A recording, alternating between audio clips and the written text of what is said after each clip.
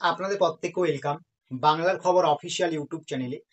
তো আপনাদের জন্য একটা গুরুত্বপূর্ণ আপডেট আজকে শেয়ার করার আছে। এটা মূলত আপনাদের বার্ধক্য ভাতা, প্রতিবন্ধী ভাতা, বিধবা ভাতা, লক্ষ্মীর ভান্ডার সমস্ত প্রকল্পের জন্য কিন্তু আজকের এই আপডেটটা। তার আগে আমি বলবো আপনাদের নিয়ে কিন্তু আমি একটা হোয়াটসঅ্যাপ গ্রুপ ক্রিয়েট করেছি এবং সেই গ্রুপের যে লিঙ্ক, সেই গ্রুপের লিঙ্ক কিন্তু আমি আমার ভিডিওর যে এই ডেসক্রিপশন বক্স রয়েছে, এই ডেসক্রিপশন বক্সে কিন্তু দিয়ে দিয়েছি। সেখান থেকে কিন্তু আপনারা একটু হোয়াটসঅ্যাপ গ্রুপে যুক্ত হবেন। হোয়াটসঅ্যাপ গ্রুপে যুক্ত হলে সমস্ত রকম সরকারি গুরুত্বপূর্ণ যে প্রকল্পের আপডেটগুলো রয়েছে, প্রত্যেকটা আপডেটস আপনারা কিন্তু সবার আগে পেয়ে যাবেন। আপনাদের কিন্তু এক্সট্রা করে কোনো ভিডিও দেখতে হবে না। ঠিক আছে? আপনারা জানেন কিছুদিন আগেই রাজ্য সরকারের পক্ষ থেকে 16 দফার কিন্তু এক বিশেষ নির্দেশিকা জারি হয়েছে। সেখানে বিভিন্ন রকম গুরুত্বপূর্ণ আপডেট উঠে এসেছে।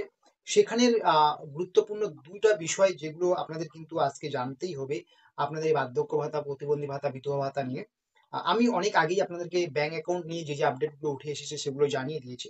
তো আজকে আরো যে গুরুত্বপূর্ণ দুটি আপডেট জানাবো সেটা হচ্ছে এবার থেকে আপনাদের ব্যাংক অ্যাকাউন্টে এই বার্ধক্য ভাতা বলুন, প্রতিবন্ধী ভাতা বলুন, বিধবা ভাতা বলুন, এই সমস্ত ভাতার টাকা যখন ঢুকবে আপনাদের কিন্তু ফোনের মাধ্যমে কিন্তু একটা করে এসএমএস সেন্ড করা হবে, এরকমই কিন্তু আপডেট পাওয়া যাচ্ছে।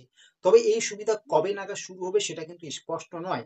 তবে 25 সাল থেকে কিন্তু হয়তো এই সুবিধাটা চালু হয়ে যাবে। আপনাদের ব্যাংক অ্যাকাউন্টে যখনই টাকাটা ঢুকে যাবে আপনার যে রেজিস্টার ফোন নাম্বার আছে সেখানে কিন্তু একটা এসএমএস ঢুকবে। এর ফলে কিন্তু আপনাদের বারবার চেক করতে হবে না, আপনারা কিন্তু হাতের ফোনের যে এসএমএস সেই এসএমএস দেখে কিন্তু বুঝতে পারবেন আপনাদের অ্যাকাউন্টে টাকা ঢুকছে। এবং এর ফলে প্রতারিত হওয়ারও কিন্তু অনেকটাই কিন্তু সম্ভাবনা কমে যাবে। অনেক সময় টাকা ঢুকে আপনারা ব্যাংকে যান কিন্তু বলা হয় টাকা ঢুকেনি কিন্তু ওনারা তুলে নিয়ে নেয়। এরকম বিভিন্ন রকম প্রতারিত হন আপনারা। এরকম এসএমএস সুবিধার জন্য কিন্তু সেই প্রতারিত হতে আর হবে না আপনাদেরকে। তারপরে দ্বিতীয় নাম্বার যে গুরুত্বপূর্ণ আপডেটটা উঠে আসছে এই 16 দফার বিশেষ নির্দেশিকায়। আর ব্যাংক অ্যাকাউন্ট নিয়ে যে নির্দেশিকাগুলো উঠে এসেছে আমি কিন্তু অলরেডি জানিয়ে দিয়েছিলাম, সেগুলো একটু জেনে নেবেন। ঠিক আছে?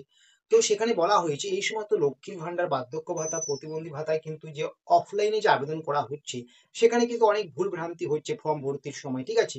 এবং এটা একটু জটিল প্রসেসের মধ্যে চলে যাচ্ছে। ঠিক আছে? তাই কিন্তু একটা নির্দিষ্ট পোর্টালে এবার থেকে কিন্তু আপনাদের লক্ষ্মীর ভান্ডার বলুন, বার্ধক্য ভাতা বলুন, প্রতিবন্ধী ভাতা বলুন, এই সমস্ত ভাতার কিন্তু আবেদন করতে পারবেন। আপনারা যেন অনলাইনে যেরকম অন্যান্য প্রকল্পের আবেদন করতে পারছেন, এই সমস্ত প্রকল্পের কিন্তু অনলাইন সুবিধাটা নেই। আপনি কৃষক বন্ধু বলুন, সমস্ত রকম প্রকল্পে কিন্তু এবার থেকে আপনারা কিন্তু অনলাইনে আবেদন করতে পারবেন, এরকমই কিন্তু 16 দফার বিশেষ নির্দেশিকায় কিন্তু বলা আছে।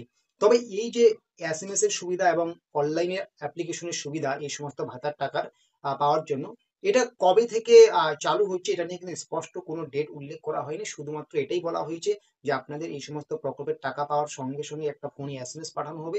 এছাড়াও আপনাদের কিন্তু এই সমস্ত প্রকল্পের আবেদন প্রক্রিয়া কিন্তু স্বচ্ছতা আনার জন্য, নির্ভুল করার জন্য কিন্তু আপনাদের অনলাইনে করা হবে। এইরকমই কিন্তু আপডেট রয়েছে 16 দফার বিশেষ নির্দেশিকায়। তবে আশা করা যাচ্ছে 25 সাল থেকে কিন্তু এই সমস্ত বিষয় লাগু হবে। তো এই আপডেটগুলোকে আপনারা কিরকম করে দেখছেন সেগুলো কিন্তু অবশ্যই একটু জানাবেন। এবং দেখা যায় অনেক সময় আপনার ফর্মে কোনো ভুল হলে সেগুলোকে কারেকশন করার জন্য বারবার ব্লক অফিসে যেতে হয়, বিভিন্ন জায়গায় যেতে হয়। কিন্তু অনলাইনে হলে সেটা কিন্তু আপনি বাড়ি বসে করতে পারবেন। ঠিক আছে? তো অবশ্যই আজকের আপডেটটা কিরকম লাগলো আপনাদেরকে সেটা কিন্তু একটু কমেন্ট বক্সে লিখে জানাবেন।